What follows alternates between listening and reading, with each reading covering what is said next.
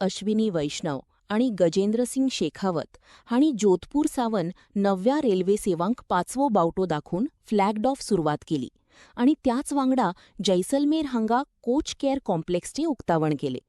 या सुवाळ्यान तांणी Jodhpur Delhi Kant Vande Bharat express सध्याक 20 कोचांची 20 coach expansion करपाची आणि साबरमती जोधपूर एक्सप्रेस आता जैसलमेर मेलेन वाडोवपाची व्हड घोषणा केली.